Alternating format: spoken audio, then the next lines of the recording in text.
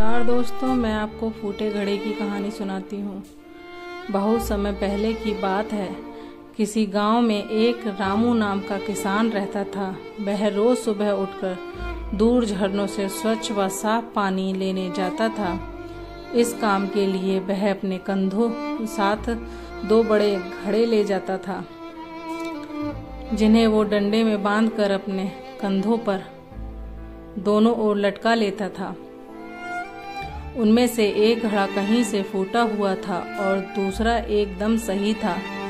इस वजह से रोज घर पहुंचते पहुंचते रामू के पास 1.5 घड़ा पानी ही बच पाता था। ऐसा 2 सालों से चल रहा था। सही घड़े को इस बात का घमंड था कि वो पूरा का पूरा पानी घर पहुंचाता है और उसके अंदर कोई कमी नहीं है।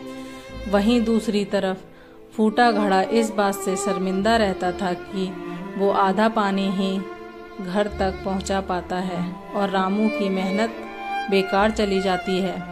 फूटा घड़ा ये सब सोच सोच कर बहुत परेशान रहने लगा और एक दिन उससे रहा नहीं गया। उसने रामू से कहा, मैं खुद पर शर्मिंदा हूँ और आपसे क्षमा मांगना चाहता हूँ। क्यों? रामू ने पूछा। तुम किस बात से शर्मिंदा हो? घड़े ने कहा, शायद आप नहीं जानते, पर मैं एक जगह से फूटा हुआ हूँ और पिछले 2 सालों से मुझे जितना पानी घर पहुँचाना चाहिए था, बस उसका आधा ही पहुँचा पाता हूँ। मेरे अंदर ये बहुत बड़ी कमी है और इस वजह से आपकी मेहनत बर्बाद हो जाती है। फूटे घड़े ने दुखी होते हुए कहा।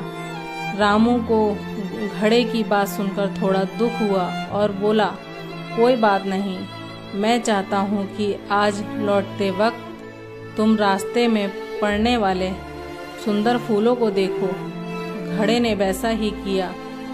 वह रास्ते भर सुंदर फूलों को देखता आया। ऐसा करने से उसकी उदासी थोड़ी कम हुई, पर घर पहुँचते पहुँचते फिर उसके अंदर से आधा पानी गिर जाने का दुख था।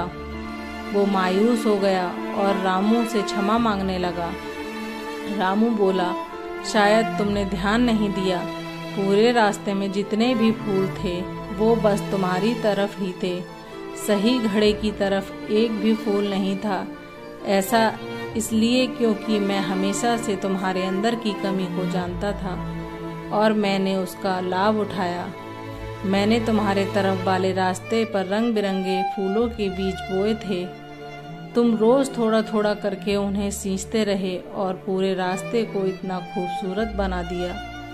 आज तुम्हारी वजह से ही मैं इन फूलों को भगवान को अर्पित कर पाता हूँ और अपना घर सुंदर बना पाता हूँ। तुम ही सोचो, अगर तुम जैसे हो वैसे नहीं होते तो भला क्या मैं ये सब कर पाता?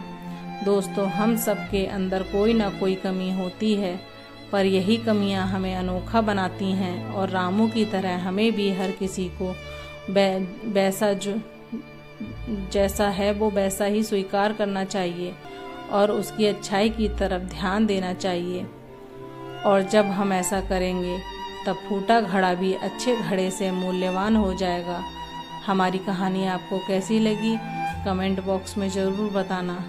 दोस्तों, ऐसे ही कहानी जानने के लिए मेरे चैनल को सब्सक्राइब करें, लाइक करें। फिर मिलेंगे नेक्स्ट वीडियो में। तब तक के लिए धन्यवाद।